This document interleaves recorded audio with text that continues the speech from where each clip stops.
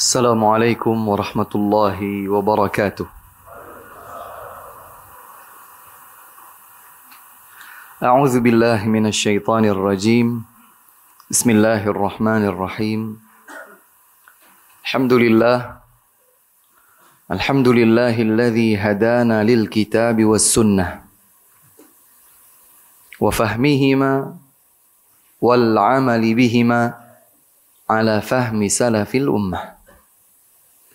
وما كنا لنهتدي لولا أن هدانا الله رب الجلال والعزة أشهد أن لا إله إلا الله وحده لا شريك له المستحق للعبادة وأشهد أن نبينا محمدا عبده ورسوله صلى الله عليه وعلى آله وأصحابه ومن تبعهم بإحسان إلى يوم القيامة وبعد اللهم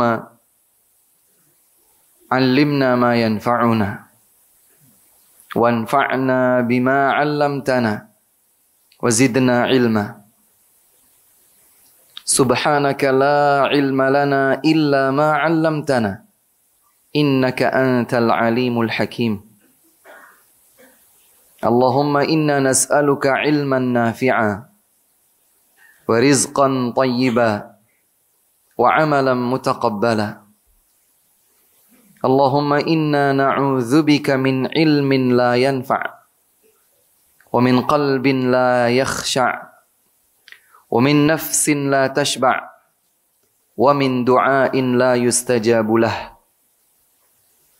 اللهم آت نفوسنا تقواها زكها أنت خير من زكاها أنت وليها ومولاها اللهم أصلح لنا ديننا الذي هو عصمة أمرنا وأصلح لنا دنيانا التي فيها معاشنا وأصلح لنا آخرتنا التي فيها معادنا واجعل الحياة زيادة لنا في كل خير والموت راحة لنا من كل شر ثم أما بعد. Hadirin dan hadirat jamaah salat subuh rahimakumullah. Alhamdulillah kita bersyukur kepada Allah Subhanahu wa taala. Kembali kita dikumpulkan di masjid yang kita cintai bersama ini, di salah satu di antara rumah Allah Subhanahu wa taala ini, di majlis yang sama-sama kita harapkan agar berlimpah padanya keberkahan Allah Subhanahu wa taala dan kasih sayangnya di dalam rangka sebuah ibadah. Sebuah ibadah yang spesial. Ibadah yang memiliki keistimewaan lebih dari sebagian besar ibadah lain. Talabul ilm. Ibadah yang akan mengangkat kedudukan seorang hamba di sisi Allah Jalla wa'ala. Ibadah yang apabila dilakukan ikhlas karena Allah, maka akan memudahkan hamba tersebut berjalan menuju surganya. Ibadah yang apabila ditempuh, maka sungguh itu adalah salah satu dari tanda kebaikan Allah kepadanya. Ibadah yang akan menganugerahkannya khusyuk, khauf, khasyah, tunduk dan patuh hanya kepada Allah. Itulah ibadah talabul ilm. Dan kami ingatkan kepada diri kami pribadi, selanjutnya mengajak kepada jamaah sekalian, demi Allah, jangan pernah merasa cukup dari talabul ilm. Saat seseorang merasa bahwa dirinya sudah baik, sudah sekian lama belajar. Setiap kali duduk di majelis maka materi yang disampaikan sudah sering dia dengar, sudah dia pahami dengan baik. Kemudian ia mulai bermalas-malasan dalam talabul ilmi. Demi Allah saat itu dia justru sedang turun. Demi Allah saat itu dia sedang surut semangat. Dan dikhawatirkan kalau ia tidak segera bangkit, dia tidak lagi mampu untuk menghadapi fitnah syahwat dan syubuhat. Karena hanya dengan ilmu, seseorang dapat konsisten, khasyah, tunduk, patuh dan takutnya hanya kepada Allah Jalla wa'ala. Dengan ilmu, seseorang dapat menjadikan segenap gerak dan langkahnya tertuju hanya kepada Allah. Oleh sebab itu, ikhwah sekalian, silahkan dilihat bahwa ketika seseorang sudah mulai tersombongkan dirinya dengan sedikit ilmu yang dia miliki, dia mulai lupa, dia mulai lalai, dia mulai angkuh. Disitulah syaitan akan semakin bermain dan menjadikannya jauh dari petunjuk kebenaran. Karena ilmu adalah tuntunan Allah subhanahu wa ta'ala. Ilmu adalah media utama untuk menjadikan seorang hamba ingat kepada Allah subhanahu wa ta'ala. Innama yakhshallaha min ibadihil ulama. Sesungguhnya hanyalah orang yang khasyah kepada Allah, mereka yang diberikan oleh Allah anugerah berupa ilmu. Teruslah bersemangat dalam kondisi apapun. Memang tentu saja kalau berada di majelis ilmu, awalnya semangat. 10-15 menit pertama semangat. Tapi mulai seterusnya, mulai ngantuk, mulai capek, mulai bosan, mulai terbisikkan, oh ya sudahlah, paham, kesimpulannya adalah boleh, tak boleh. Karena syaitan tidak ingin kita selalu berada di atas kebaikan. Karena syaitan akan menggelincirkan kita dari jalan ilmu. Karena syaitan tahu bahwa ilmu adalah jalan yang akan menyampaikan seorang hamba kepada Allah, sementara syaitan punya sebuah cita-cita menjadikan anak cucu Adam bersamanya sebagai penghuni neraka sa'ir. Wal'iyadzubillah. Maka bersabarlah dengan ilmu. Bersabarlah di majelis ilmu. Tidak sedikit di antara para ulama yang berkata, barang siapa yang tidak bersabar saat menuntut ilmu, maka dia akan menenggak gelas kebodohannya di sepanjang hayat. Kalau seseorang tidak sabar saat menuntut ilmu, aduh, bukunya tebal banget, nggak selesai-selesai. Selalu saja ada alasan, aduh, ustadznya ini kok penyampaiannya membosankan. Aduh, kok durasinya panjang banget. Atau bisikan-bisikan yang lain, ketahuilah bahwa itu dari syaitan. Bersabarlah. Bersabarlah. Karena perjalanan kita menuju akhirat adalah sesuatu yang pasti, dan perbekalan kita agar benar-benar diridhai oleh Allah subhanahu wa ta'ala membutuhkan modal utama, yaitu ilmu. Semoga Allah subhanahu wa ta'ala menjadikan kita hamba-hambanya yang bersyukur dan bersabar di atas ilmu. Salawat serta salam semoga tersampaikan kepada Nabi Muhammad sallallahu alaihi wa ala alihi wasallam, pada keluarga beliau, kepada seluruh istri beliau, ummahatul mukminin, kepada segenap sahabat-sahabat beliau tanpa terkecuali, dan kepada siapapun di antara umatnya yang berpegang teguh, istiqamah di atas tuntunan sunnah dan ajaran beliau hingga akhir zaman kelak. Ayyuhal mu'minun, ayyuhal mu'minat.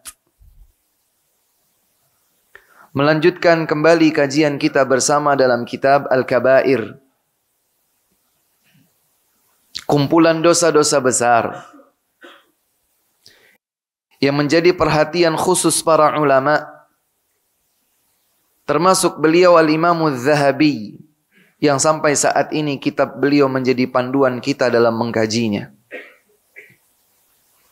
Tidak sepantasnya untuk kemudian kita hanya tahu judul-judul luarnya saja. Oh iya, saya tahu zina itu dosa besar, mencuri itu dosa besar, zalim di dalam memutuskan sebuah keputusan adalah dosa besar, riba itu dosa besar, dan seterusnya. Saya sudah tahu. Selesai.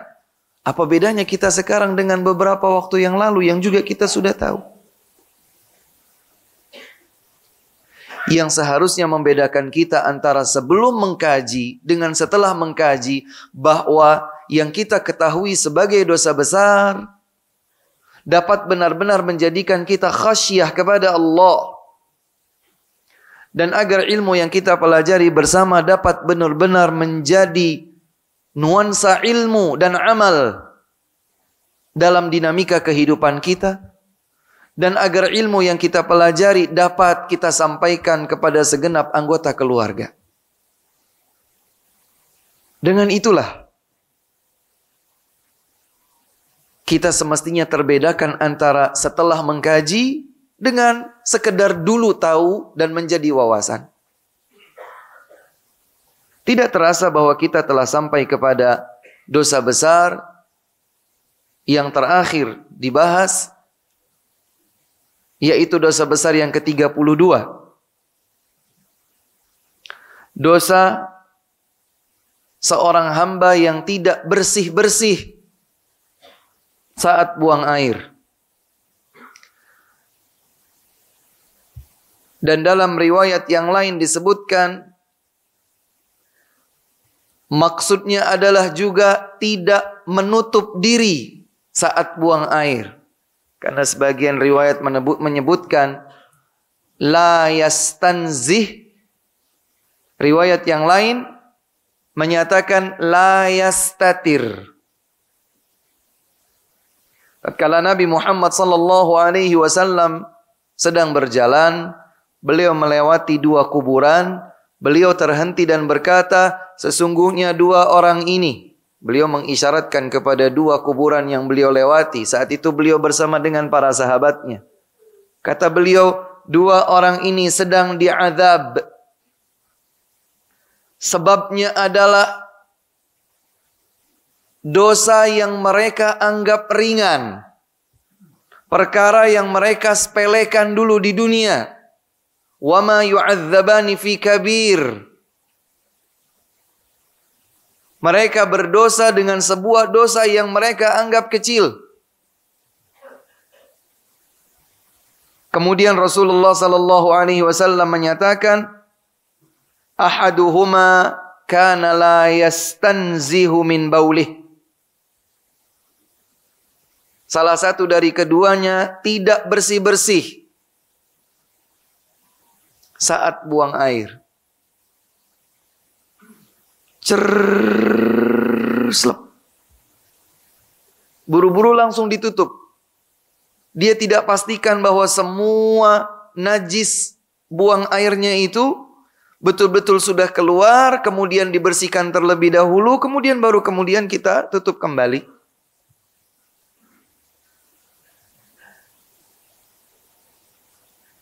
Riwayat yang lain menyatakan la yastatir. Dia tidak menutup diri. Dia merasa biasa saja kalau di hadapan orang lain sekalipun dia buang air. Di pinggir jalan, di pojokan tembok yang dianggap tempat sepi. Dan ini kira-kira terjadi nggak di zaman kita ya ikhwah? Bahkan sebagian orang tua sayang sekali dalam sebuah perjalanan misalnya, tiba-tiba anaknya di kendaraan itu kebelet pipis.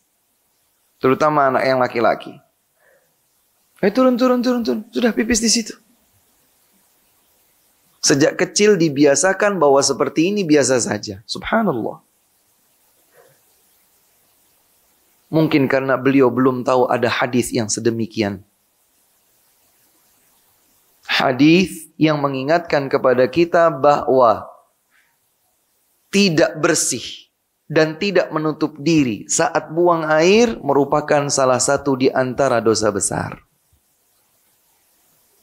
Yang dengan itulah Nabi SAW pernah menyatakan pelakunya diazab di kubur. Padahal kita berlindung diri kepada Allah Subhanahu wa taala dari azab kubur. Bukankah di penghujung salat kita membaca doa Allahumma inni a'udzubika min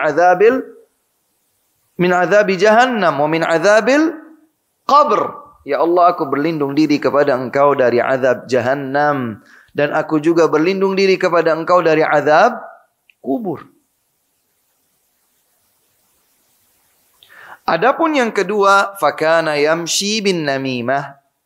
Orang yang kedua yang diazab di kuburnya adalah orang yang berjalan di muka bumi ini dengan namimah. Apa itu namimah? Mengadu domba. Jalan ke sana, dia mendengar sebuah nukilan atau dia menyampaikan sesuatu, nanti dia jalan ke tempat yang lain, dia sebarluaskan hal yang lain, kemudian manusia jadi saling bermusuhan satu sama lain. Wal'iyadzubillah. Tidak terkecuali di zaman seperti sekarang ini ya ikhwah. Yang tidak harus dengan sebuah suara. Cukuplah dengan ayunan jari jemari seseorang. Dia bisa mengadu domba. Dia bisa menimbulkan kebencian, kedengkian, bahkan permusuhan di antara kaum muslimin. Itulah namimah. Yang disadari atau tidak telah dinyatakan oleh Nabi Muhammad sallallahu alaihi wasallam sebagai salah satu sebab seseorang diazab di kuburnya. Dan Rasulullah sallallahu alaihi wasallam juga menyatakan, ta'awwadhu tanazzahu minal baul. Bersihkanlah diri kalian dari air kecil. Ya, buang air kecil. Karena sesungguhnya keumuman azab kubur disebabkan tidak bersihnya seseorang dari buang air kecil.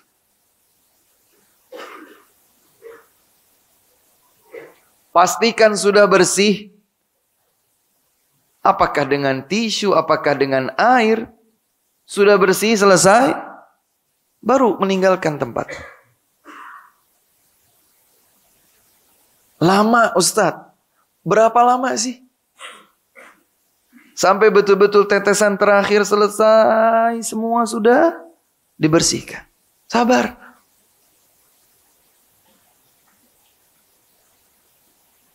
Dan ada sebuah kebiasaan yang sering kita lihat di tempat-tempat umum. Di bandara kah? Di stasiun kah? Atau di mana begitu? Dan justru itu adalah kebiasaan kaum Nasara. Bahkan itu disebutkan dalam judul ini. Imam Az-Zahabi menyatakan bahwa dosa ke-31 itu at-ta'adamut tanazzuhi minal baul wa huwa syi'arun Nasara. Tidak bersih-bersih saat buang air, dan itu adalah simbolnya kaum Nasara. Wal'iyadzubillah. Dan kita diperintahkan tentu saja untuk menyelisihi kebiasaan dan syiar mereka. Kemudian dosa besar berikutnya yang ke-32, dan kami cukup yakin bahwa ini juga sudah diketahui dengan baik oleh kita semua, adalah al-makkas, pemungut pajak. Pemungut pajak. Dan hal ini masuk ke dalam firman Allah Subhanahu wa taala pada surat Asy-Syura ayat 42. Allah Subhanahu wa taala berfirman, "A'udzu billahi minasy syaithanir rajim. Innamas sabilu 'alal ladzina yadhlimuna an-nasa wa yabghuna fil ardi bighairil haqq. Ulaika lahum 'adzabun alim." Surat Asy-Syura ayat 42.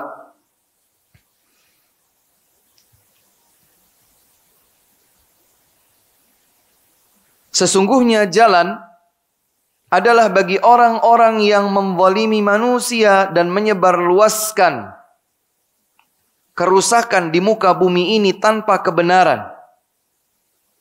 Jalan apa maksudnya?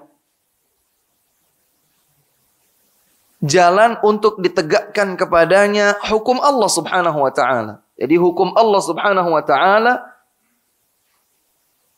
ditegakkan kepada mereka orang-orang yang menzalimi manusia serta menyebarluaskan kerusakan di muka bumi ini tanpa alasan yang hak. Kemudian Allah mengakhiri ayat ini dan berfirman, ulaika lahum adzabun alim. Mereka itulah yang berhak mendapatkan azab pedih. Semoga kita tidak lupa bahwa di awal kitab, tatkala Imam Az-Zahabi rahimahullah mendefinisikan tentang dosa besar, di antaranya kata beliau adalah dosa yang diancam oleh Allah dengan azab. Ternyata ini bukan sekedar azab. Azabnya disifati oleh Allah alim, pedih. Kemudian Al-Imam Az-Zahabi rahimahullah membawakan satu hadis saja. Jadi dalam subbab dosa besar ke-32 ini, hanya ada satu ayat, hanya ada satu hadis. Padahal kita tahu bahwa pembahasan tentang haramnya pajak, dosa besarnya pemungutan pajak panjang. Namun kenapa diringkas seperti ini? Karena tentu ini adalah sesuatu yang maklum. Sesuatu yang maklum. Dan kami percaya, sebagaimana kami ketahui, bahwa ada majelis-majelis khusus yang juga digelar di masjid ini berkaitan dengan hal tersebut. Semoga bisa diulas kembali. Hadis yang dibawakan oleh Imam Az-Zahabi, hadis ini diriwayatkan oleh Al-Imam Muslim, tentang seorang wanita yang terbukti berzina di zaman Nabi SAW. Kemudian pada akhirnya ia menjalankan hukum rajam, dilempari dengan batu hingga wafatnya. Itulah bentuk taubatnya seorang pezina setelah menikahnya. Apakah dia laki-laki ataukah perempuan? Seorang wanita di zaman Nabi SAW berzina, kemudian ditegakkan kepadanya hukum rajam, dan sempat saat prosesi rajam itu berlangsung, ada seorang sahabat yang bajunya terkena percikan darah wanita tersebut. Spontanitas sahabat yang terkena percikan darahnya tadi mengumpat, memberikan sebuah kata-kata umpatan. Artinya merasa jijik dengan darah yang terpercik dari prosesi rajam seseorang. Maka Nabi Muhammad SAW menegur umpatan tersebut. Beliau bersabda, laqad tabat taubatan law tabaha sahibu maksin la ghufira lah aw laqubilat minhu. Jangan engkau umpat wanita tadi. Sungguh ia telah bertaubat kepada Allah Subhanahu wa taala dengan taubat yang bila diberikan kadar taubat tersebut kepada pemungut pajak, niscaya Allah akan mengampuni dosanya. Artinya, dosanya pemungut pajak tidak lebih ringan daripada dosanya pelaku zina. Kalau pelaku zina itu kemudian bertaubat dengan taubat yang diterima oleh Allah Subhanahu wa taala, maka jika taubat itu diberikan kepada pendosa pemungut pajak, niscaya akan Allah Subhanahu wa taala ampuni. Au laqubilat minhu. Atau kata Nabi sallallahu alaihi wasallam, niscaya Allah Subhanahu wa taala akan menerima taubatnya tadi. Maka hadis ini menegaskan bahwa pemungutan pajak tanpa hak adalah sesuatu yang diharamkan. Apakah ada pemungutan pajak yang dibenarkan? Tentu ini ada perinciannya. Ya. Yang cukup panjang dan semoga sudah atau suatu saat nanti oleh ustadz tertentu yang berkonsentrasi dalam hal ini menjelaskannya secara lebih terurai, secara lebih mendetail, karena hanya dengan menyebutkan hukum-hukum secara umum akan menimbulkan banyak pertanyaan. Namun kalau kita mendengarkannya secara terperinci, maka ini menjadikan kita paham bahwa memang dosa tersebut bukanlah dosa yang layak dianggap ringan, karena justru itu adalah salah satu di antara dosa besar. Selanjutnya dosa yang ke-33 adalah ar-riya wa huwa minan nifaq. Dosa ke-33 adalah dosa besar riya. Dalam disiplin ilmu tauhid, ilmu akidah, dijelaskan bahwa riya itu termasuk syirik. Meskipun syiriknya syirik kecil.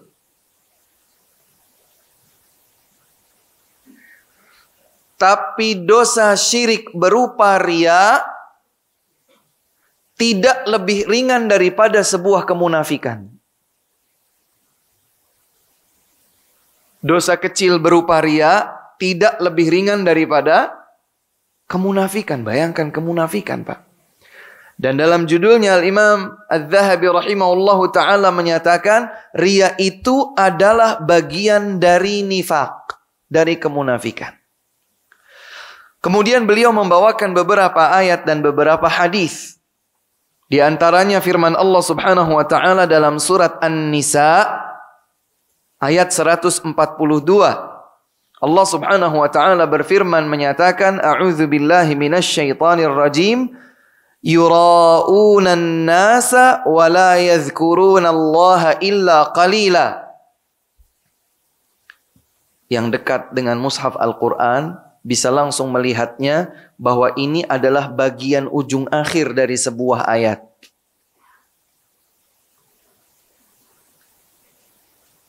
Yang sudah melihat ayatnya, surat An-Nisa ayat 142, bisa membantu membaca?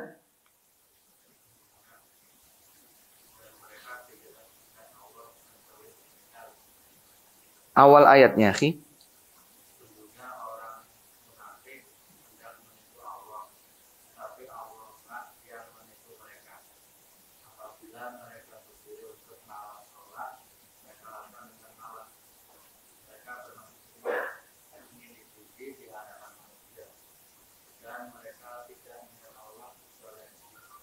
Ada itu mushaf Al-Quran? Oh, terjemah saja, tidak ada bahasa, tidak ada ayatnya. Ada. Bunyi ayatnya adalah innal munafiqina yukhadi'una Allah wa huwa khadi'uhum. Sesungguhnya orang-orang munafikin mereka merasa bisa menipu Allah. Mereka pikir mereka menampakkan keimanan, menyembunyikan kekufuran. Mereka pikir mereka berhasil menipu Allah. Allah nggak tahu. Mereka berpikir bahwa Allah tidak tahu. Makanya kata para ulama, dan disebutkan dalam beberapa riwayat, kaum munafikin itu paling takut jika terbukti kemunafikannya, terungkap kemunafikannya karena ada ayat diturunkan tentang mereka. Paling takut. Mereka berusaha untuk menutupi.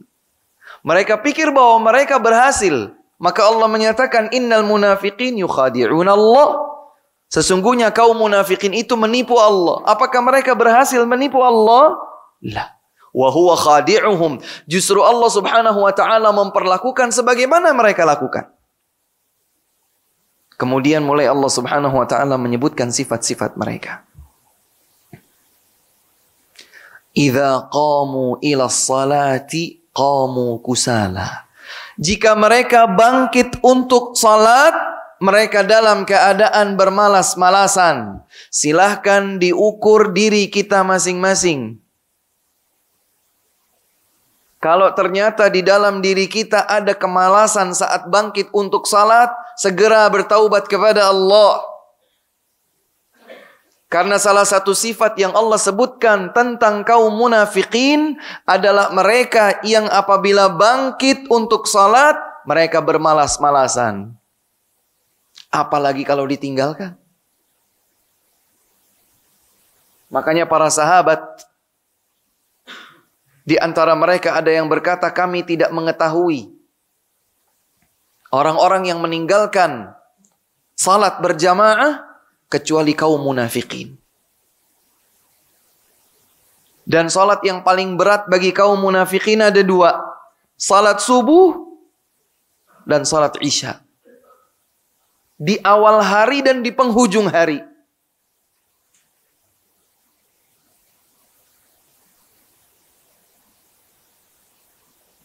Mereka kalau bangkit menuju salat, malas. Yang kedua, yura'unan nas. Kalaulah mereka salat, kaum munafikin salat, mereka itu melakukannya dengan riya. Berdasarkan inilah kemudian Imam Az-Zahabi memberikan judul bahwa riya adalah bagian dari kemunafikan. Jadi riya bukan dosa kecil, riya dosa besar dan tidak lebih kecil daripada kemunafikan. Subhanallah. Tidak lebih kecil, tidak lebih ringan daripada kemunafikan yang disebutkan dalam ayat ini. Mereka kalaulah salat, kaum munafikin itu kalaulah mereka salat hanya sekedar untuk mencari perhatian orang agar mereka dipuji, agar mereka disebut sebagai orang-orang yang sudah salat padahal mereka melaksanakannya dengan kedok tertentu. Kemudian lebih daripada itu, wala yadhkurunallaha illa qalila. Kaum munafikin itu tidak berzikir kepada Allah kecuali sedikit. Asal-asalan. Enggak bisa betah lama untuk berzikir. Allahu Akbar.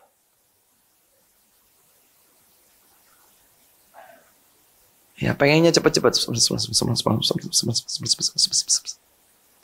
Yang seharusnya subhanallah, subhanallah, subhanallah. Benar pengucapannya, direnungi, dihayati apa yang ia baca.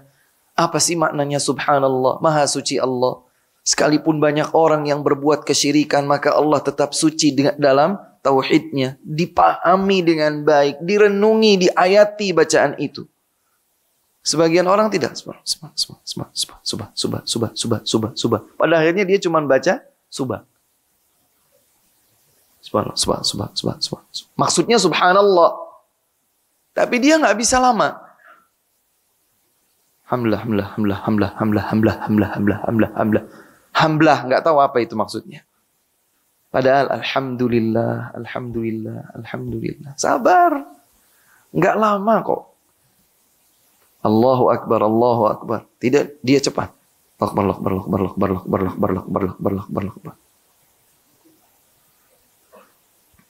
La yadhkurunallah.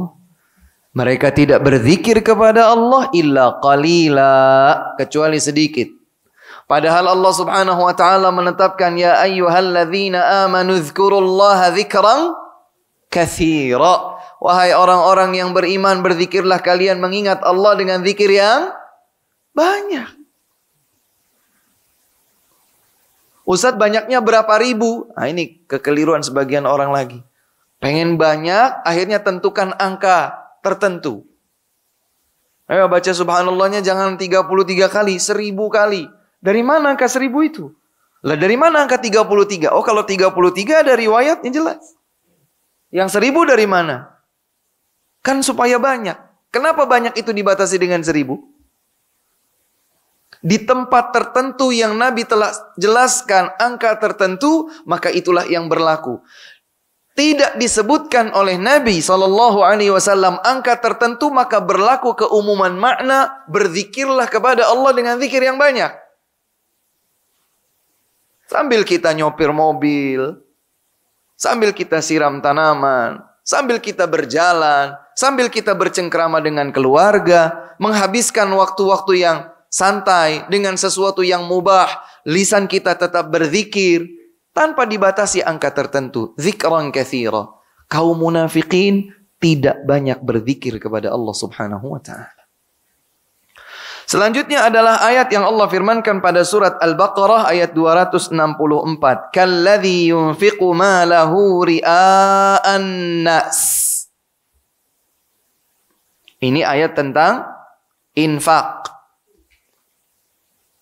Infak yang akan menguap pahalanya sama sekali adalah infak yang ketika dikeluarkan infak tersebut di dalam rangka dilihat oleh manusia. Makanya ikhwah, ada ujian tersendiri saat kita bersedekah, saat kita berinfak. Dan ujian itu subhanallah kalau lulus balasannya luar biasa besar. Berinfak itu selain kita ingin mendapatkan pahala dari infak itu sendiri, dari sedekah itu sendiri, maka kalau sedekah tersebut tercatat ikhlas di sisi Allah Subhanahu wa taala, tidak diketahui oleh siapapun, dia tidak punya kepentingan untuk diketahui oleh siapapun dalam infaknya, maka dia akan termasuk di antara 7 golongan yang kelak mendapatkan naungan Allah Subhanahu wa taala di hari kiamat. Rajulun tasaddaqa bisadaqatin fa akhfaha hatta la ta'lama shimaluhu ma tunfiqu yaminuh. Satu di antara 7 golongan yang mendapatkan naungan dari Allah Subhanahu wa taala adalah seseorang yang berinfak dan ia sembunyikan sedemikian hebat. Sampai-sampai perumpamaannya disembunyikan itu, tangan kirinya tidak melihat apa yang diinfakkan oleh tangan kanannya. Tangan itu berjodoh, ada kanan ada kiri. Selalu bersamaan. Sulit terpisahkan. Ada selalu bersama kita. Umumnya apa yang dilakukan oleh kiri diketahui kanan, yang dilakukan kanan diketahui kiri. Iya atau tidak? Ada sebuah perumpamaan. Yang dekat dan berjodoh atau berpasangan ini saja, yang kiri tidak tahu saat infak itu diberikan oleh tangan kanan. Bukan harus infak itu begini, bukan. Tapi artinya sedemikian dia sembunyikan sedekahnya agar tidak diketahui oleh orang lain. Maka sayang-sayang kalau sudah banyak harta kita sedekahkan di jalan Allah, kemudian menjadi gugur pahalanya gara-gara sekedar ingin dilihat oleh orang. Sembunyi, kalau bisa tuh sembunyi. Sedekah itu sembunyi. Tutup mata kita sendiri, tutup telinga kita sendiri saat bersedekah. Itulah sedekah yang akan tercatat spesial di sisi Allah Subhanahu wa taala. Sedekah selesai. Bahkan dia berharap untuk tidak berkomunikasi dengan orang yang disedekahinya itu. Atau dengan pihak yang disedekahinya. Berlalu cepat. Sudah tidak istri saya tahu, tidak suami saya tahu, tidak siapapun orang tahu. Asisten saya, staf keuangan khusus saya nggak tahu. Bagaimana caranya? Terserah itu. Bagaimana caranya itu masing-masing tahu. Bagaimana caranya saya bisa bersedekah dan tidak diketahui oleh siapapun. Dan itulah harta yang abadi. Harta yang abadi itu bukan harta yang kita pegang begini. Semakin kita kumpulkan banyak harta, kita betul-betul pegang, ini bukan harta abadi kita. Dia akan terpisah dari kita saat kita wafat. Dia akan terpisah dari kita saat ia dicuri orang, saat dialami kerugian, dan seterusnya. Yang abadi itu adalah harta yang kita tabungkan dalam investasi abadi di sisi Allah Subhanahu wa taala. Ya, di tangan kita memang sudah tidak ada lagi, tapi dia abadi. Ada di mana? Dalam catatan Allah Subhanahu wa taala. Orang-orang yang terjangkit riya, maka mereka tidak lagi akan mendapatkan pahala dari sedekahnya karena riyanya tersebut. Kalladzi yunfiqu malahu ria'an nas. Seperti orang-orang yang berinfak dengan hartanya namun riya. Kemudian selanjutnya Al-Imam Adz-Dzahabi rahimahullah membawakan hadis panjang yang diriwayatkan oleh Imam Muslim dari sahabat mulia Abu Hurairah radhiyallahu taala anhu. Saya langsung bacakan makna hadisnya. Nabi sallallahu alaihi wasallam bersabda. Kalau Nabi bersabda kita percaya atau tidak, Pak? Berapa persen percayanya? Beliau bersabda, awwalun nasi yuqda alaihi yaumal qiyamah. Orang yang pertama kali akan dihukum di hari kiamat. Dalam redaksi riwayat yang lain disebutkan bahwa Nabi bersabda, awwalu man yusa'aru bihimun naru thalathah. Yang pertama kali akan merasakan panasnya neraka justru 3 orang. Siapa mereka? Yang pertama, seseorang yang mati di medan perang. Kemudian ia dihadirkan nanti di hari kiamat. Allah paparkan kepadanya semua nikmat Allah yang pernah ia dapatkan di dunia. Maka orang itu mengiyakan, ya Allah benar, itulah nikmat-nikmat yang engkau telah berikan kepadaku di dunia dulu. Kemudian Allah bertanya, ma amilta fiha? Apa yang engkau pakai dengan nikmat tersebut?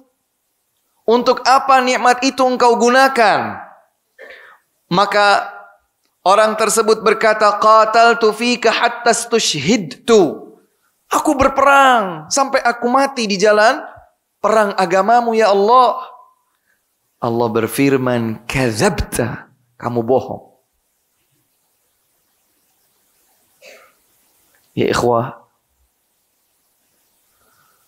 tidak ada yang tersembunyi dari Allah Subhanahu wa ta'ala. Tidak sedikit pun bahkan yang hanya terlintas dalam benak kita, kita pikir bahwa Allah tidak tahu. Allah tahu. Yang sekedar hanya menjadi kerentek, hanya sekedar menjadi bisikan hati. Baru pengen saja. Lisan ini belum bicara. Jangankan orang jauh, orang dekat saja tidak tahu. Satu kasur kita dengan pasangan hidup kita, dia tidak tahu apa yang terlintas dalam benak kita. Allah tahu. Karenanya Allah Subhanahu wa ta'ala berfirman, ya'lamu kha'inatal a'yun wa ma tukhfis sudur. Allah Subhanahu wa ta'ala mengetahui pengkhianatan mata dan apa yang disembunyikan di dalam dada.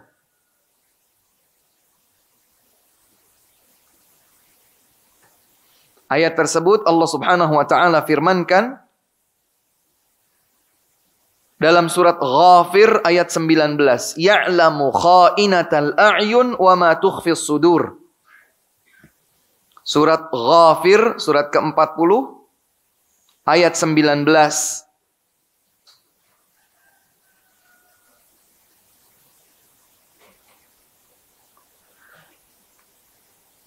Dalam tafsir ayat tersebut, sahabat mulia Abdullah bin Abbas radhiyallahu anhuma berkata,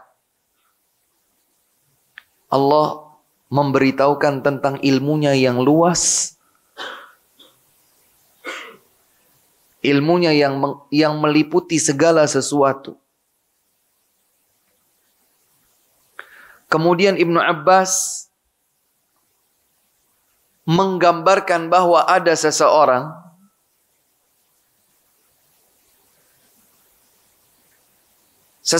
yang bertamu. Seseorang yang bertamu di tengah-tengah keluarga, dan di tengah keluarga tersebut ada seorang wanita cantik. Seseorang bertamu ke rumah sebuah keluarga, di tengah-tengah keluarga tersebut ada seorang wanita jelita, cantik. Kemudian wanita itu lewat. Wanita itu lewat. Maka laki-laki ini menundukkan pandangan. Dia merasa bahwa ada keluarga yang melihatnya. Masa sih saya lihat ke wanita cantik di hadapan keluarganya? Dan ketika dia memperhatikan keluarganya sedang lengah terhadap dirinya, maka dia curi pandang. Oh, cantik. Ketika dia sadar bahwa keluarga wanita tersebut melihatnya, maka dia seakan-akan menundukkan pandangan. Begitu dia sadar bahwa keluarga itu tidak melihatnya, tidak memperhatikannya, dia mulai curi pandang. Wah, cantik. Itulah yang disebut dengan khainatul a'yun, pengkhianatan mata. Allah tahu. Lebih daripada itu, wa ma tukhfis sudur, dan Allah juga mengetahui apa yang disembunyikan di dalam dadamu itu. Seandainya dia berpikir bahwa wanita tersebut menanggalkan semua pakaiannya dan ia berzina dengan wanita tadi, dia hanya sekedar berpikir itu terlintas dalam benaknya, Allah pun tahu. Kembali kepada hadis yang tadi disebutkan dalam bab riya yang merupakan dosa besar. Kamu bohong, kamu bukan berperang untuk menjadi syahid di jalan Allah, tetapi engkau berperang sampai mati untuk dipanggil sebagai seorang pemberani. Waqad qil, dan itu sudah engkau dapatkan di dunia. Engkau diacungkan jempol, dipuji sebagai seorang pemberani. Kamu bohong. Thumma umira bihi fahsuhiba ala wajhihi hatta ulqiya finnar. Maka diseretlah orang itu di bagian wajahnya. Orang itu kadang-kadang diseret yang ditarik tangannya. Maka bagian paling bawah apanya? Kakinya. Bagaimana kalau mukanya yang di bawah? Berarti yang ditarik adalah bagian? Seretannya bukan seretan biasa. Seretan yang bagian wajahnya itu di bawah. Kenapa? Untuk semakin menghinakan. Orang diseret, kalaulah yang di bagian bawah adalah kakinya, itu sudah terhina atau belum? Sudah terhina, diseret. Ini menjadi semakin terhina karena bagian paling bawah dari seretan itu justru adalah wajahnya. Bagian paling mulia pada diri seseorang. Diseret. Setelah diseret, dilemparkan ke dalam api neraka. Itu 1 dari 3 orang yang pertama kali akan dihukum dan dibakar di neraka Allah Subhanahu wa ta'ala. Urusannya pada niat. Riya, selesai. Makanya ikhwah, sekelas Imam Sufyan Ibn Uyainah berkata, ma'alajtu nafsi ashadda minal ikhlas. Aku tidak mengobati penyakit yang ada dalam diriku lebih berat daripada mengobati permasalahan ikhlas. Ini sekelas imam. Bagaimana dengan kita? Oh Ustaz, saya baik-baik saja. Mukhlis, terus ikhlas.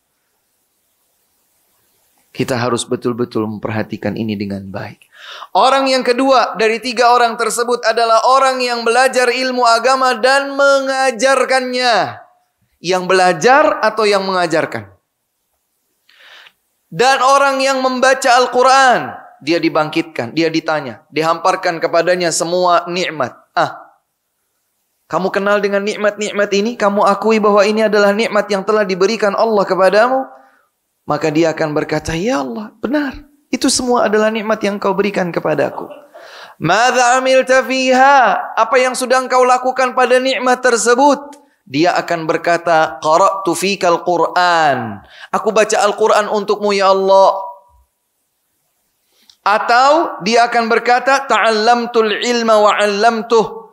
Aku belajar serta mengajarkan ilmu untukmu ya Allah. Allah langsung bantah dengan firman-Nya, kadzabta. Kamu bohong.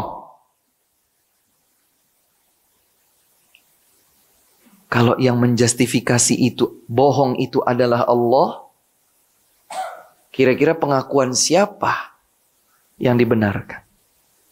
Pengakuan hamba tadi atau hukum yang Allah tetapkan?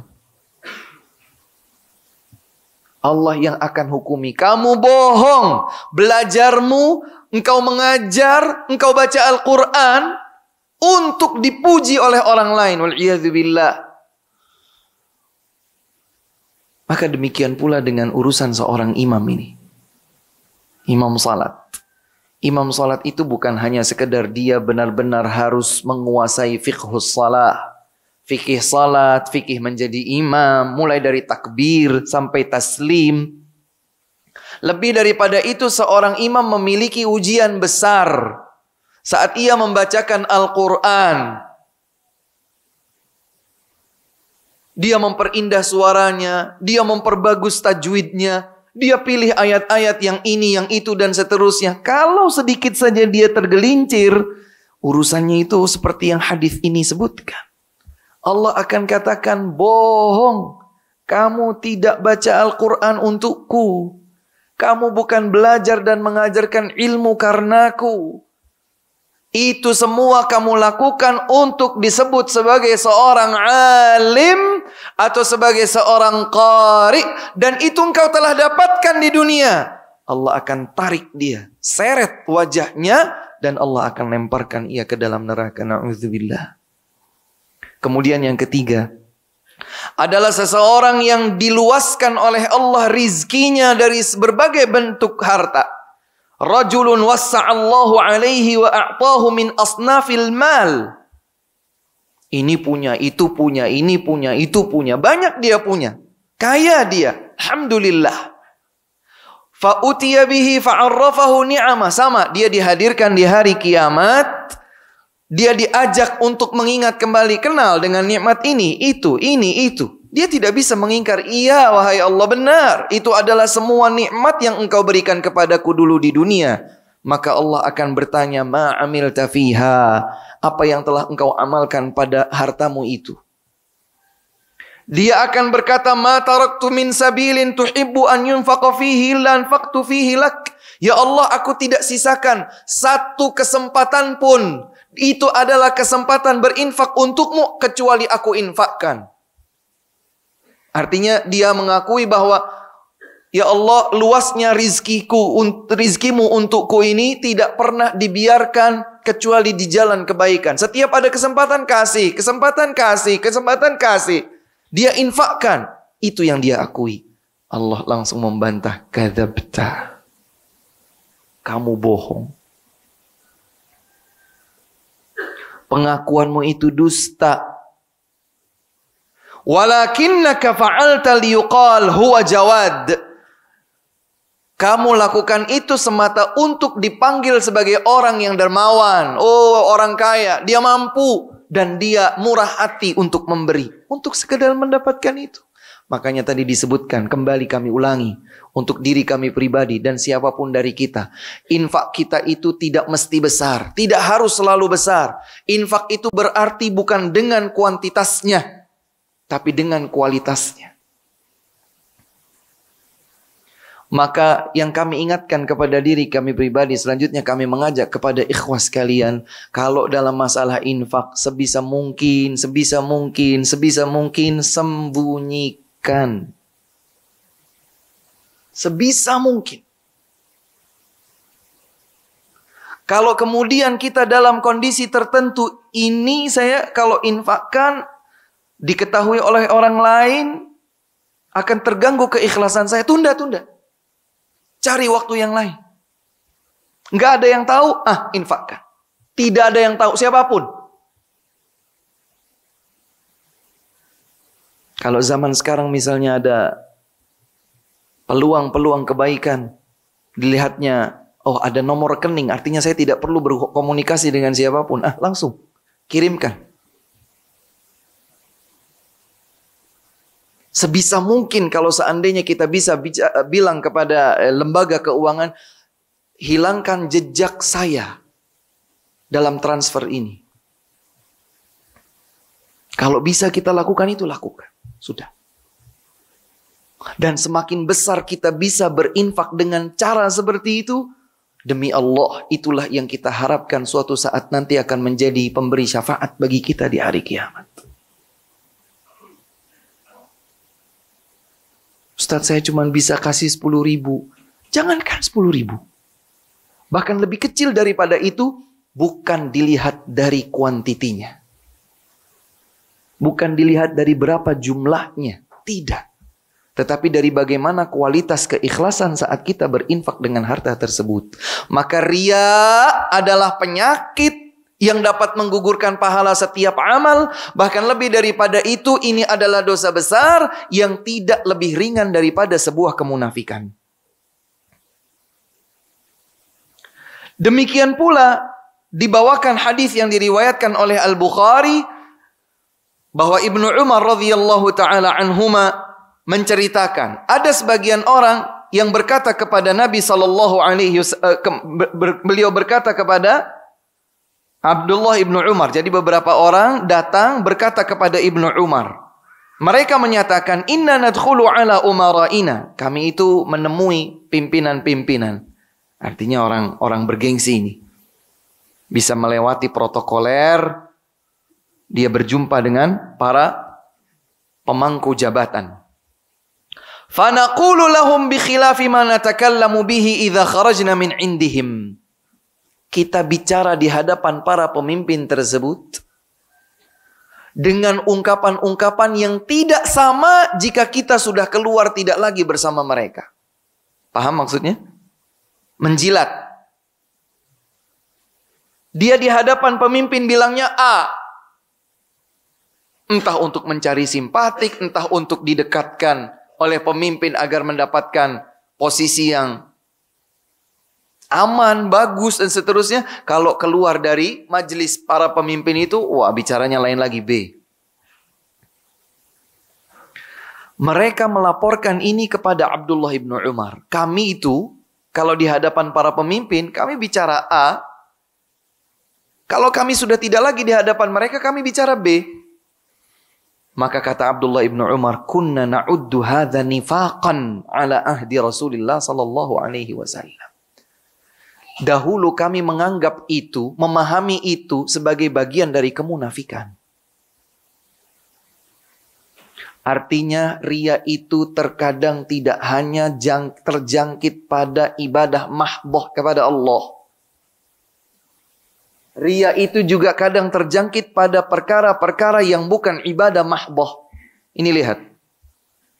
Ini bukan sekedar ibadah mahdhah. Seseorang bertemu dengan para pemimpin. Kemudian bicara A, keluar dari majelis para pemimpin, dia bicara B. Kata Abdullah ibnu Umar, dahulu kami menghitung ini termasuk bagian dari nifaq, kemunafikan. Dalam riwayat yang lain Nabi bersabda, man samma'a Allahu bih wa man yura'i yura'illahu bih. Siapa yang melakukan sum'ah, maka Allah akan mengungkapkan dan mempermalukan pelakunya di akhirat. Dan barang siapa yang melakukan riya, maka Allah akan menyingkap dan mempermalukan pelakunya nanti di akhirat. Jadi kalau seandainya kita tidak diketahui riya, tidak diketahui sum'ah di dunia ini, jangan kita pikir bahwa kita akan selamat dari pengadilan Allah subhanahu wa ta'ala di hari kiamat. Allah akan ungkap. 100 amalmu, 95 semua riya. Siapa yang tahu? Maka para ulama adalah mereka yang terus berjuang, bersabar. Baik di dalam ilmu atau dalam mengamalkan ilmu. Riya adalah yang dapat menggugurkan kebaikan ilmu dan kebaikan amal. Kemudian ada hadis yang pada akhirnya diungkapkan atau dijelaskan oleh Syekh Masyhur Al-Salman hafizahullah, hadis yang sebetulnya riwayatnya dhaif.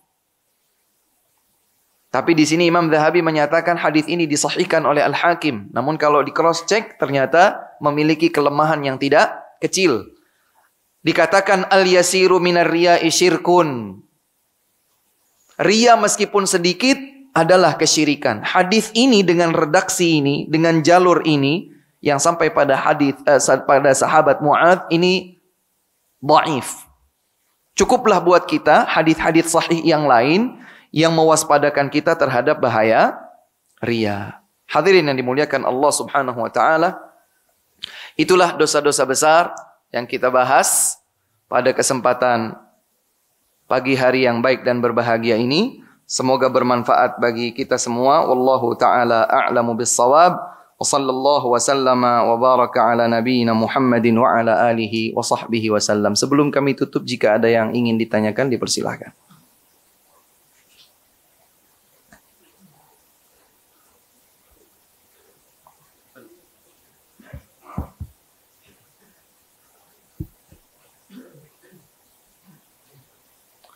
Assalamualaikum Ustadz, pemungut pajak merupakan pelaku dosa besar. Bagaimana dengan orang yang membayar pajak tersebut? Apakah termasuk pelaku dosa besar? Seperti tadi kami sampaikan bahwa untuk membahas tentang pajak, ini ada rinciannya. Saya khawatir kalau kemudian ada penjelasan, langsung dipahami itulah yang berlaku di negeri kita ini. Padahal ada berbagai permasalahan yang perlu diperinci dengan baik, sehingga kita tidak salah. Sesuatu itu harus dipahami terlebih dahulu secara ilmiah, baru kemudian diaplikasikan dalam kenyataan, dalam realita. Ya. Anggaplah bukan di negeri ini, sesuatu terjadi. Ada pemungutan pajak. Si pemungut pajak ini berdosa besar. Iya. Bagaimana dengan orang yang membayar pajak? Orang kalau diminta pajak itu suka atau tidak? Hah? Ada yang suka diminta pajak? Pajakmu 1 juta, oh saya bayar 2 juta. Ada begitu? Jadi orang membayar pajak itu dengan suka hati atau terpaksa? Wah, kompak kayaknya ini. Jadi umumnya pajak itu dibayarkan dalam keadaan, kalau dia tidak bayar pajak, dia dapat medali, dia dapat sanksi. Bahkan sampai hukuman penjara. Ini menunjukkan bahwa orang ketika diwajibkan untuk bayar pungutan pajak dalam keadaan terpaksa, bukan dalam keadaan sukacita. Bagaimana kalau saya menghindar? Bagaimana kalau saya menghindar? Kalau menghindar kira-kira ada resiko atau tidak? Kalau seseorang atau katakanlah pemimpin memungut pajak, maka itu bukan wilayah kita. Dia akan mempertanggungjawabkannya di hadapan Allah Subhanahu wa taala. Kita yang membayar pajak, diminta atau diambil hartanya tanpa kita suka, ini pun akan dipertanggungjawabkan oleh Allah kepada si pemimpin tersebut. Bahkan Nabi SAW menyatakan, engkau hendaklah taat kepada pemimpin meskipun dia mencambuk punggungmu atau mengambil hartamu. Coba dalam konteks seperti ini, engkau berkewajiban untuk mendengar dan mentaati pemimpinmu sampai pun dia mencambuk punggungmu, mengambil hartamu. Mengambil di sini kira-kira, ini ya, saya ambil ya. Saya ambil ya, terima kasih. Begitu? Atau diambil dengan cara paksa? Dengan cara paksa. Oleh sebab itu, kalau kita membayar pungutan pajak, itu bukan dalam rangka kita membayarnya atau kita menyerahkannya dengan sukacita. Semoga Allah Subhanahu wa taala menjadikan mereka para pemerintah yang mengambil pajak dengan kezaliman segera bertaubat kepada Allah Subhanahu wa taala, dan semoga Allah Subhanahu wa taala memberikan hidayah kepada mereka. Wallahu taala a'lam. Silakan.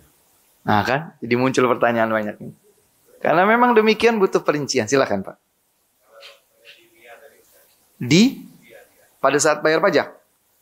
Oh, maaf, berarti tidak berhubungan ya? Oh, baik, silakan.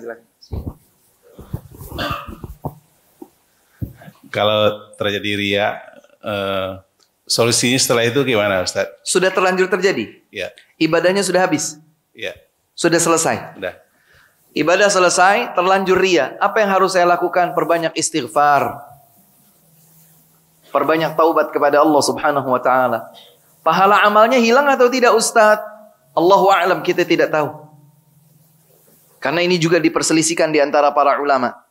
Apakah seseorang itu kalau sudah beramal kemudian ria, sudah terlanjur selesai, pahalanya hilang sama sekali? Sebagian ulama memperinci. Kalau riyanya itu dari awal, sebagian mengatakan gugur sama sekali. Tapi kalau seandainya riyanya itu muncul di tengah-tengah, kemudian ia bisa mengembalikan kepada ikhlasnya lagi, ia ada yang rusak, namun pahalanya tetap ada. Kerusakan itu bisa ditutup dengan istighfar, taubat, dan seterusnya. Kita tidak bisa memastikan.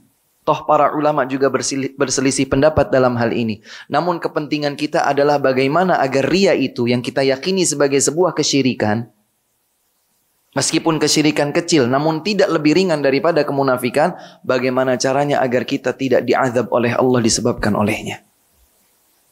Beristighfar kepada Allah. Atbi'is sayyi'atal hasanata tamhuha. Iringkanlah perbuatan yang buruk dengan perbuatan baik yang akan menghapusnya. Wa khaliqin nasa bi khuluqin hasan. Ini kata Nabi sallallahu alaihi wa ala alihi wasallam. Ya. Menarik pertanyaannya ini, kalau kemudian juga Ustadz, bagaimana kalau saya ingin menghindarkan diri dari riya sejak awal? Ini sudah terjadi, oke, saya sudah bertaubat, saya mau beramal lagi. Syaitan membisik, nggak usah, nanti kamu riya lagi. Iya kan? Dibisik sama syaitan, udah nggak usah sholat ba'diyah, tadi sholat qobliyah kamu udah riya kan? Sudah sadar, tadi sudah taubat, nggak usah sholat lagi, nanti kamu riya lagi. Itu bisikan syaitan. Jadi bagaimana menghadapinya? Lawan. Bagaimana cara melawannya? Ada doa yang diajarkan, boleh dicatat. Wah, nggak bawa catatan Ustaz, dalam memori.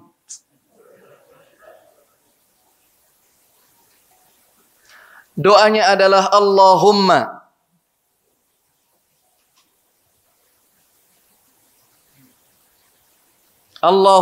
inni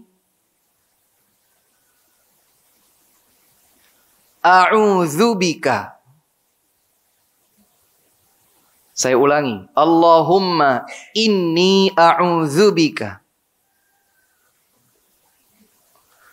an usyrika bika. An usyrika bika.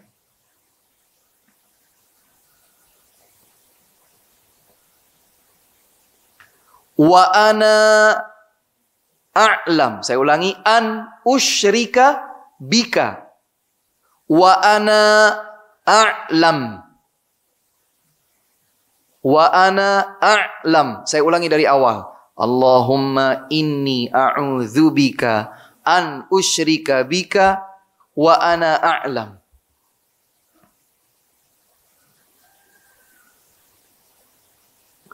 Wa astaghfiruka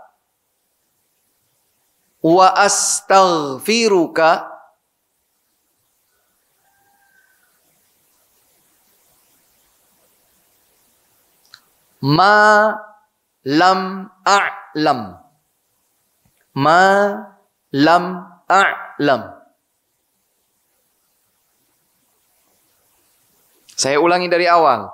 Allahumma inni a'udzubika an usyrika bika wa ana a'lam wa astaghfiruka lima la a'lam. Baik, saya akan sebutkan riwayat yang lain. Maknanya lebih kurang sama tapi ada sedikit perbedaan. Dicatat lagi. Allahumma inni a'udzubika an usyrika bika. Sampai sini sama. Syai'an. Nah, ini bedanya. Allahumma inni a'udzubika an usyrika bika syai'an a'lamuhu. Perbedaannya di sini. Allahumma inni a'udzubika an usyrika bika syai'an a'lamuhu wa astaghfiruka lima la a'lamuhu. Wa astaghfiruka lima la a'lamuhu. Artinya kurang lebih, ya Allah, sesungguhnya aku berlindung diri kepada Engkau. Berbuat syirik sedikit pun sementara aku tidak mengetahuinya, tidak menyadarinya. Dan aku beristighfar memohon ampun kepadamu dari yang tidak aku sadari. Jadi disadari atau tidak disadari, berlindung diri kepada Allah dan memohon ampunan kepada Allah. Dan ini adalah hadis yang sahih, doa diajarkan oleh Nabi Muhammad sallallahu alaihi wasallam untuk menghindarkan diri kita dari riya. Jadi sebelum terjadi, jangan sampai kita kalah dari bisikan syaitan. Ya, jangan sampai kita kalah dari bisikan syaitan. Demikian Pak, Allah taala.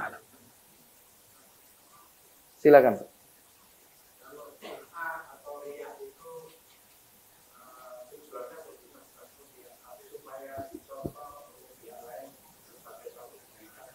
Masya Allah. Riya, jika disebutkan secara mutlak, maka maksudnya negatif. Riya, kalau disebutkan, dilontarkan, diungkapkan, itu pada dasarnya berkonotasi negatif. Bagaimana seseorang itu beramal dengan tujuan semoga dicontoh kebaikan. Ini bagus, ini boleh. Dan sekali lagi, urusannya beda-beda tipis di dalam hati. Hanya Allah yang tahu. Kalau benar-benar untuk dicontoh, baik. Dapatnya pahala. Saya ingin membaca Al-Quran agar diikuti oleh anak saya. Selama betul-betul seperti itu, Allah yang tahu, diberikan pahala. Tapi kalau ada terselip di balik itu, supaya anak saya juga cerita sama tetangga saya. Nah, jadi sama juga. Ini semua subhanallah betul-betul adalah bisikan di dalam hati. Makanya kita harus banyak bertaubat kepada Allah subhanahu wa ta'ala. Kita harus banyak berlindung diri kepada Allah subhanahu wa ta'ala dari bisikan tersebut. Ya, seseorang itu boleh beramal dalam rangka untuk diikuti kebaikannya. Semoga itu juga menjadi pahala jariah baginya. Ilmu yang bermanfaat yang akan terus tersambung. Tapi itu tadi, beda tipisnya hanya ada di dalam dada dan Allah subhanahu wa ta'ala mengetahui perbedaan di antara keduanya. Demikian Pak, wallahu ta'ala alam. Ya silakan Pak. Waalaikumsalam warahmatullahi wabarakatuh.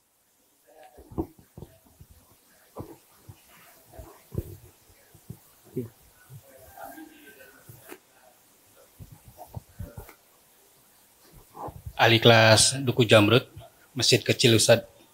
Oh, berarti ada al-ikhlas lain ya? Ada banyak Ustaz di daerah. Semoga Allah anugerahkan kita keikhlasan yang banyak. Banyak sekali di nama ahli kelas di daerah sini. Silakan Pak. Mohon maaf, kami berencana mau pengadaan masalah ambulan. Apa Pak? Ambulan. Ambulan, ya. Dan gratis untuk ambulan gratis untuk kaum duafa. Masya Allah, barakallahu fikum. Tadi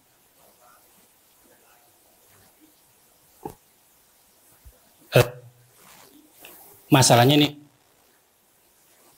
mungkin kan tapi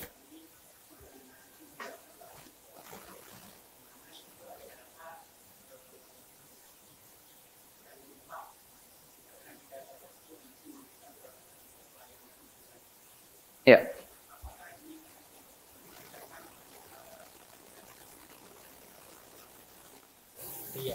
Baik, terima kasih. Masya Allah, barakallahu fikum.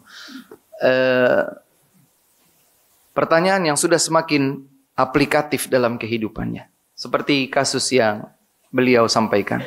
Ikhwas sekalian, perlu diketahui, hadirin yang dimuliakan Allah, perlu kita ingat bahwa di dalam Islam banyak ibadah yang tidak bisa disembunyikan.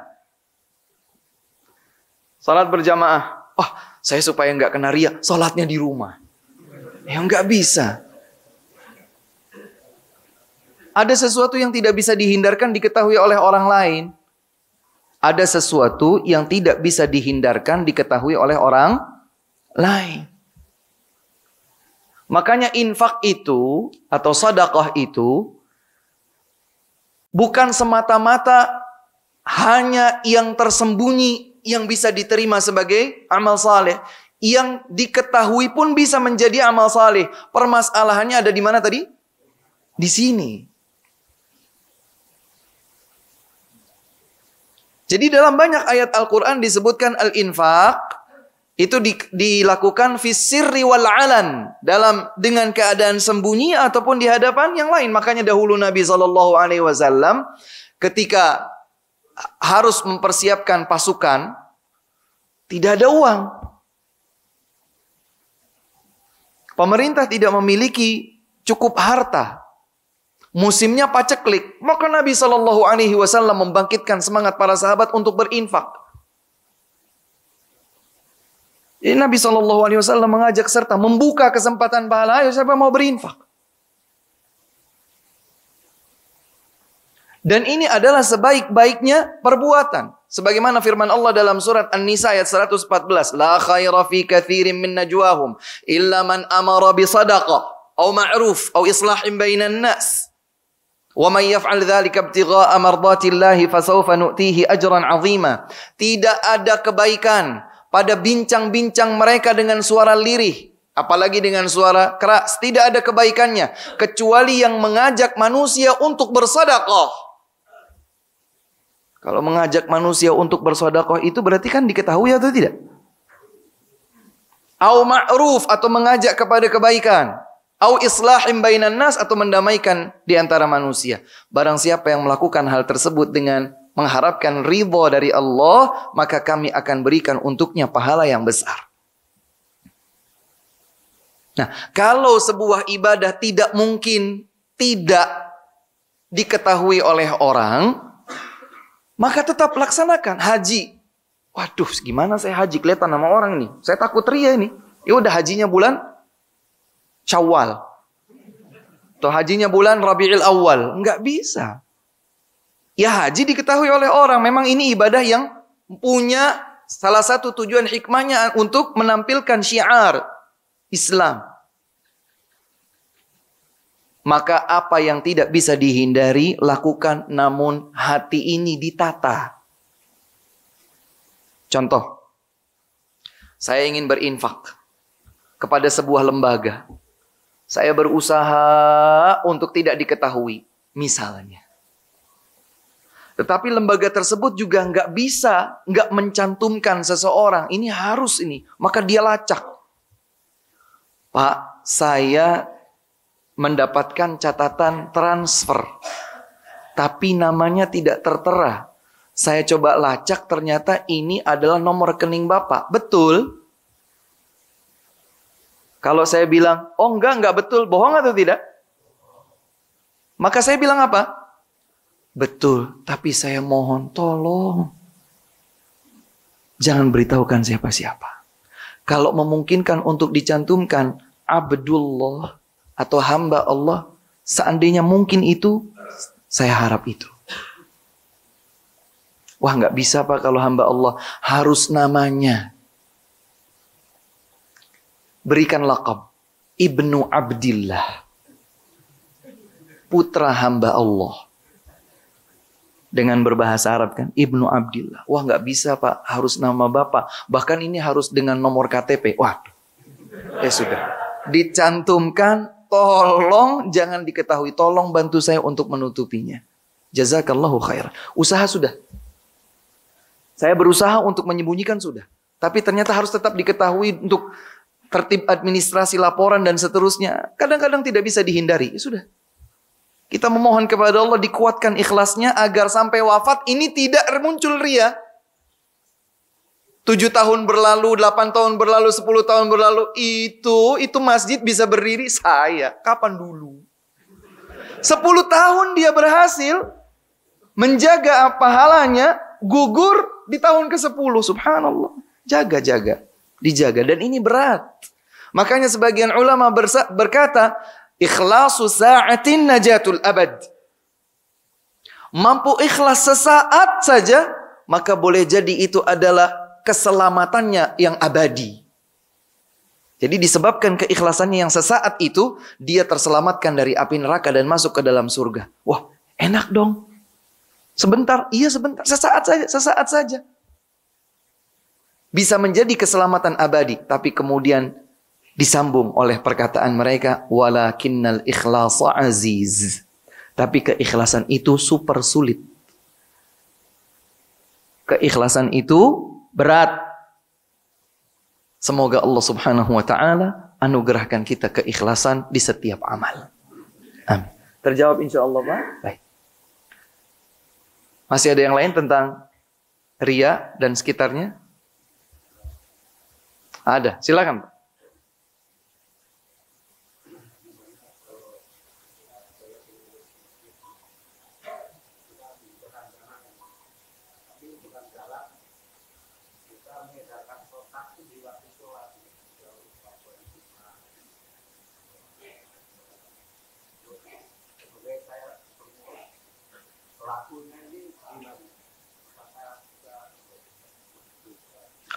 Baik. Mengedarkan kotak infak karena sebuah kebutuhan. Jadi disampaikan kepada jamaah dengan cara mengedarkan kotak infak. Yang ini dengan seperti ini sedekah diberikan itu ada potensi terjatuh kepada riya. Saya sebagai pengurus dosa atau tidak? Saya sampaikan sekali lagi, di antara infak ada yang memang diketahui oleh orang dan ini tidak salah. Infak diketahui oleh orang itu tidak salah. Utsman bin Affan radhiyallahu anhu setelah Nabi SAW mengajak, memotivasi, ayo infak, ayo infak, ayo infak, segera, yang punya harta segera. Ini kebetulan ada kebutuhan, ayo titipkan dalam saldo abadi. Investasi abadinya ayo segera titipkan. Utsman langsung pulang ke rumahnya, beliau membawa sekarung. Bahkan beliau itu membawa dengan ridaknya sendiri, dengan kainnya sendiri. Kepingan emas dan peraknya itu dibawanya sendiri. Kemudian ditumpahkan di pangkuan Nabi SAW. Sampai-sampai beliau bersabda, "Ma dharra Utsman ma fa'ala ba'dal yaum." Setelah infak Utsman setelah ini maka tidak ada keburukan yang akan menimpa menimpa Utsman. Subhanallah. Ini di hadapan para sahabat. Jadi sekali lagi yang namanya infak itu terkadang dilakukan sembunyi-sembunyi dan kadang-kadang dilakukan secara terang-terangan. Pertanyaan sederhananya, antara yang sir dengan yang jahar, antara yang disembunyikan dengan ditampakkan, itu lebih kecil potensi riya yang mana? Yang tidak ditampakkan kan? Tetapi juga ada anjuran untuk menampakkan. Maka permasalahannya bukan pada amal yang ditampakkan atau memang harus tampak. Permasalahannya ada di sini. Berlatih untuk ikhlas. Dan kita ya ikhwah, kita juga harus membantu saudara kita agar memelihara keikhlasannya. Kalau kita melihat seseorang ada yang ingin berinfak, kalau dia melihat bahwa kita memperhatikan dia akan terjangkit riya, segera kita pura-pura nggak tahu. Kita bantu dia. Jangan kemudian ada seseorang ingin berusaha berinfak menyembunyikannya, dia ingin terhindar dari riya. Duitnya lagi banyak nih. Malah dia, aduh gimana ini? Kita harusnya membantu saudara kita. Karena kalau kita berada di posisinya, kita minta yang sama. Kita langsung, sebentar ya. Kita pura-pura tidak tahu. Meskipun kita tahu bahwa dia sedang berinfak. Disinilah kemudian terjalin kehangatan untuk bisa saling menguatkan dalam kebaikan dan kebenaran. Hadirin yang dimuliakan Allah Subhanahu wa taala, semoga sudah cukup dan semoga diperkenankan kami di Pesantren Al-Lu'lu' wal Marjan Magelang sedang menggarap proyek pembangunan 6 lokal asrama dan kelas. Dan kami membutuhkan bantuan donasi dari jamaah sekalian. Sekiranya jamaah sekalian berkenan, maka bisa langsung mengirimkan donasi tersebut ke rekening pesantren. Bisa dicatat BNI Syariah atas nama Pesantren Al-Lu'lu' wal Marjan di nomor 057 612 9100. Kami ulangi, BNI Syariah dengan nomor 057 612 9100 atas nama Pesantren Al-Lu'lu' wal Marjan. Semoga yang diinfakkan, disedekahkan, bahkan diwakafkan ini bisa benar-benar menjadi investasi abadi bagi jamaah sekalian.